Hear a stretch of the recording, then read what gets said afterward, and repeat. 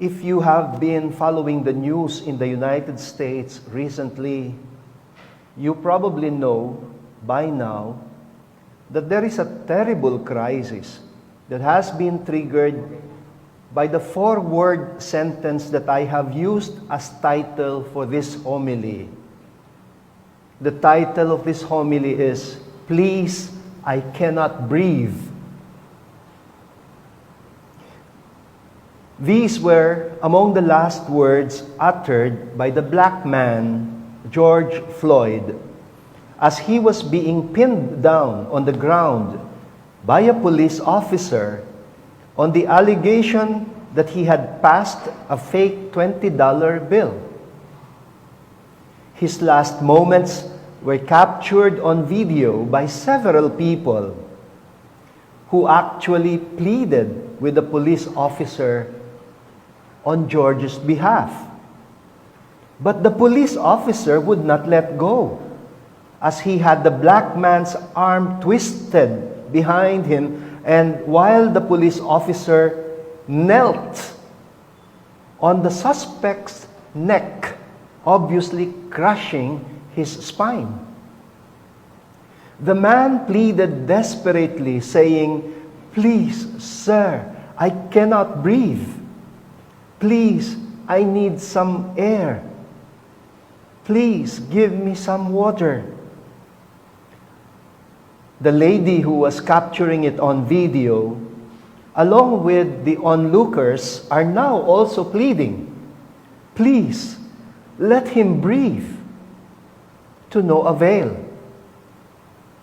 The man is now moaning and gasping for some air and crying like a baby. In his desperation, he starts calling out for his mother, saying, "Mama, Mama." He was dead by the time the paramedics came to attend to him.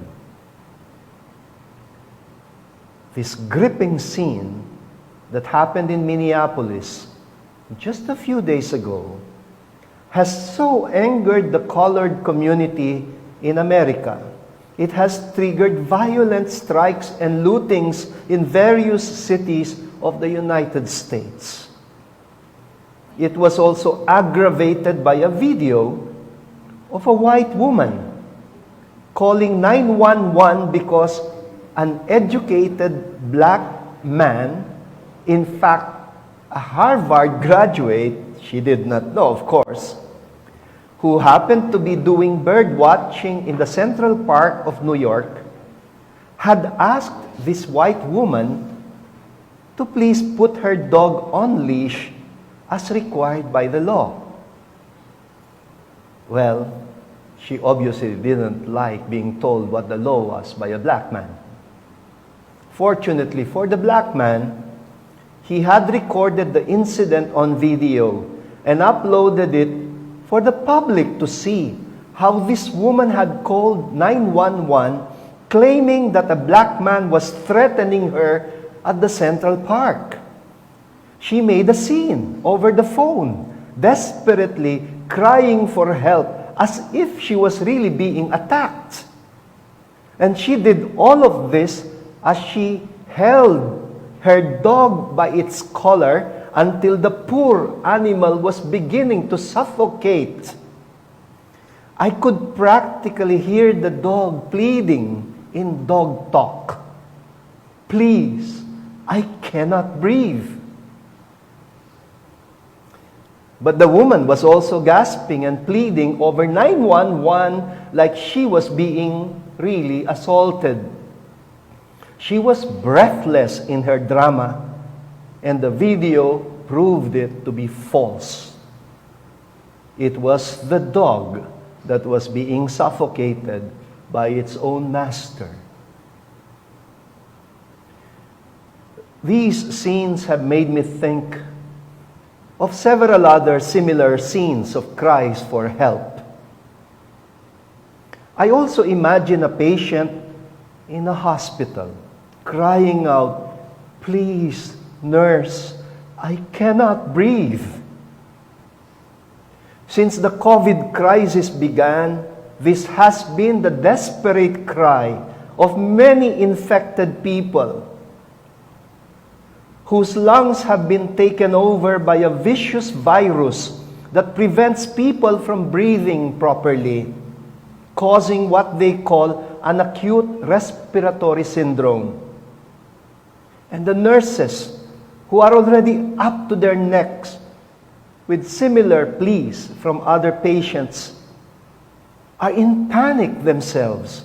They rush their patients to the intensive care unit, but they have to wait until a ventilator is made available for them.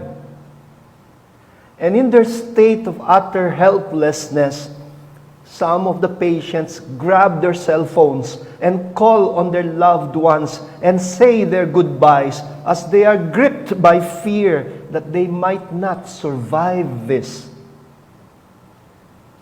Like the black man George Floyd, we are told by health workers that even elderly patients afflicted by the coronavirus cry out while they are running out of breath. They call for their mothers and they say, "Mama, Mama." And many of them have not survived this ordeal. Stretch out your imagination a little further. "Please, I cannot breathe."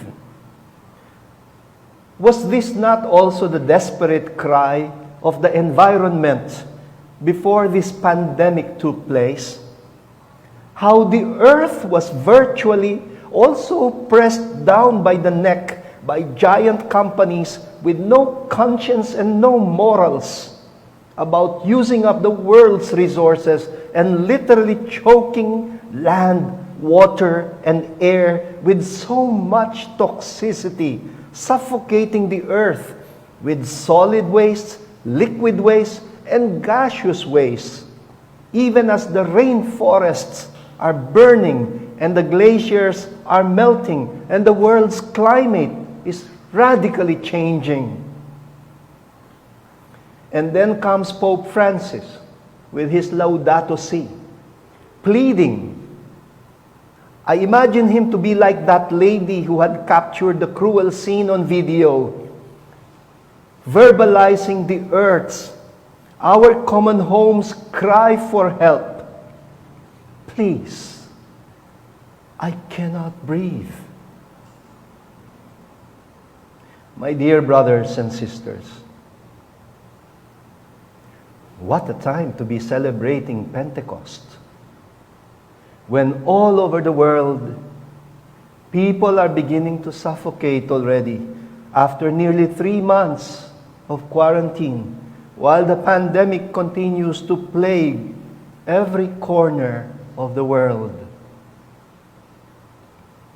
Our gospel today says, Jesus came just in the nick of time, when his disciples, who were already suffocating in their fear, had turned the upper room into a virtual tomb because they had allowed their minds and their hearts to be locked down by fear and anxiety and choked by the power of evil.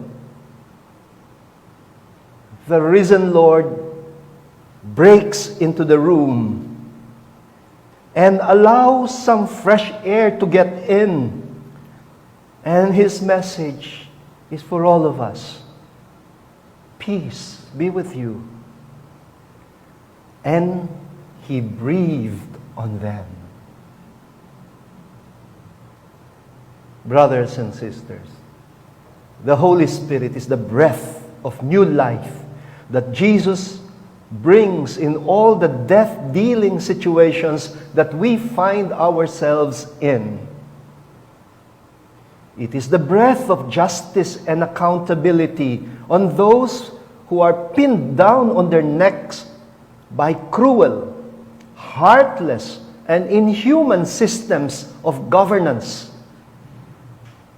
It is a breath of compassion and assurance for those who are already suffocating in their fears and anxieties.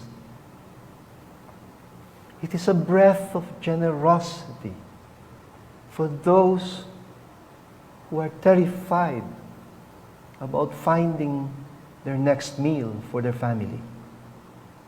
It is a breath of forgiveness on those suffocating in irrational hatred and resentment.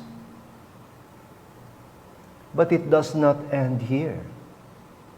He breathes on them so that they could breathe on other people as well. He said, "As the Father sent me, so I send you." Receive God's holy breath. It is His way of saying, just as I was sent to save those who are running out of breath, so also I send you with the same mission, to breathe on others. The Holy Spirit is God's breath of grace that liberates all of us from our mutual fears, from our biases and prejudices, from our guilts, our angers and resentments, our cruelties and inhumanities. We have received the Holy Spirit so that we could give the Holy Spirit as gift to so many others who are also choking. As we have been liberated to breathe, so we are now being sent to liberate so many other people who are presently still suffocating, still gasping for breath, still crying out desperately, calling on their mothers, "Please, I cannot breathe."